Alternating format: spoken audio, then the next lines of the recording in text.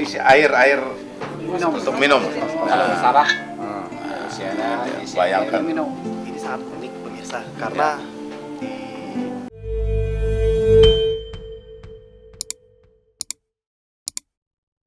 itu perlambang bahwa yang diarak itu masih suci ya dan harus dijaga gitu loh. Nanti setelah dijemput mereka akan berkumpul di dalam satu ruangan dan akan memulai pesta selanjutnya. Sekarang Pak Haji akan coba ikuti terus kegiatan ini. Ayo.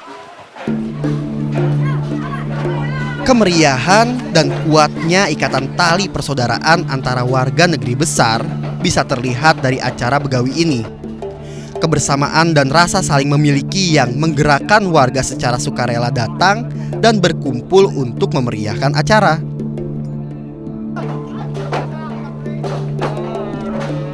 Tarian para penari laki-laki menggunakan cermin kaca menjadi penutup arak-arakan keliling kampung.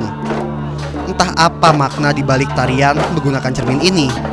Namun yang pasti, cermin menjadi pesan yang sangat dalam untuk berkaca dan melihat muka sendiri, sekaligus menjadi pengingat dari semua kesalahan yang telah dilakukan. Nah sekarang tamu kehormatan. Sekarang tamu kehormatan sudah dipersilakan untuk masuk ke dalam acara dan nanti acaranya akan berlanjut di biang rupa. Sekarang Pak Haji penasaran sih, pengen tahu kayak gimana acara selanjutnya, kita langsung ikut aja. Ayo.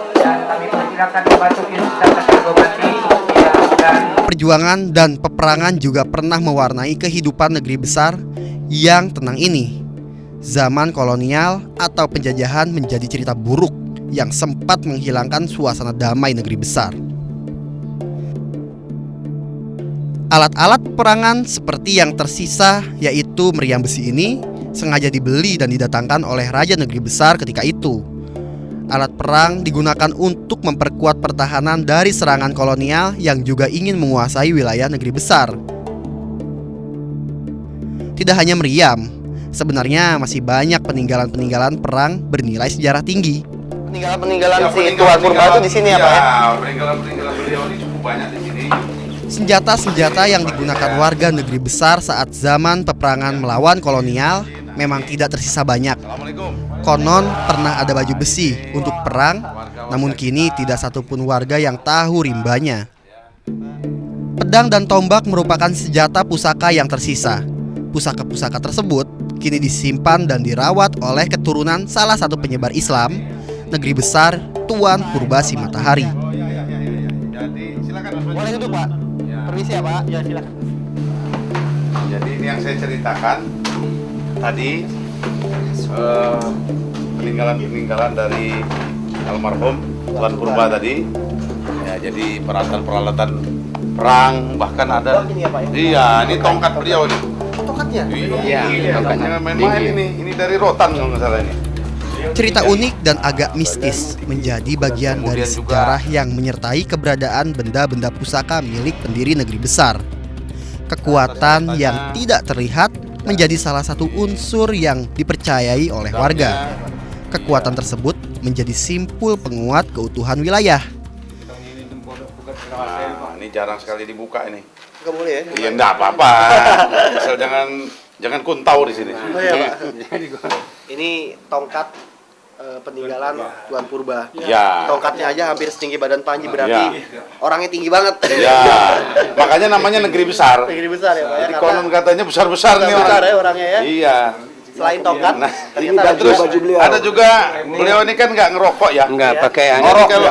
Nah, jadi daun sirih itu. Ini untuk galu-galu. nah, Oh iya Pak. dia kan nyirih. Ini berapa lama umurnya Pak? Benda-benda ini Pak? Iya. Oh iya, Iya. alat ini. Ya, untuk menghancurkan gading ini. Oh gading. Iya. Gading gajah ya? Iya. Sayang sekali memang, pusaka yang tersisa hanya sebagian kecil saja. Padahal keberadaan senjata-senjata peninggalan perang para pendiri negeri besar memiliki nilai sejarah sangat tinggi. Ini priuk ya Pak? Priuk ini. Untuk masak nasi? Iya, untuk masak nasi. Iya. Berapa rumah bisa cukup ini? Luar biasa nggak? Iya.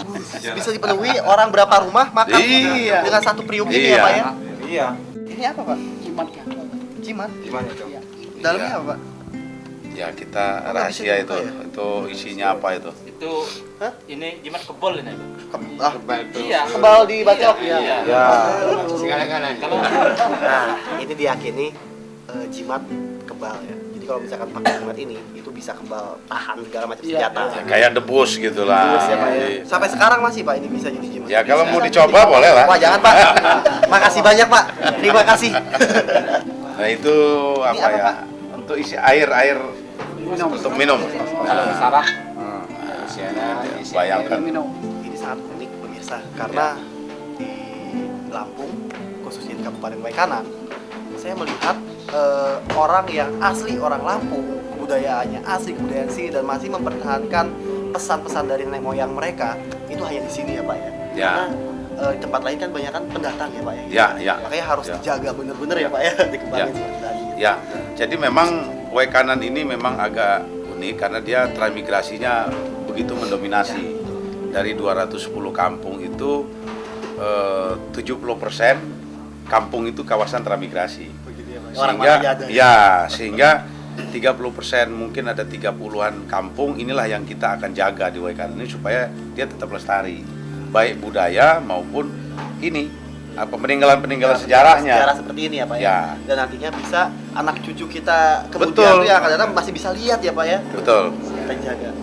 Wah, terima kasih banyak nih Pak. Saya udah diizinin Ya. buat lihat-lihat peninggalan-peninggalan ini Pak. minum dulu, Pak. Ya. Oh iya, Ini, ayo. Ya, boleh. Minum. Ya. Boleh, Pak. Ya.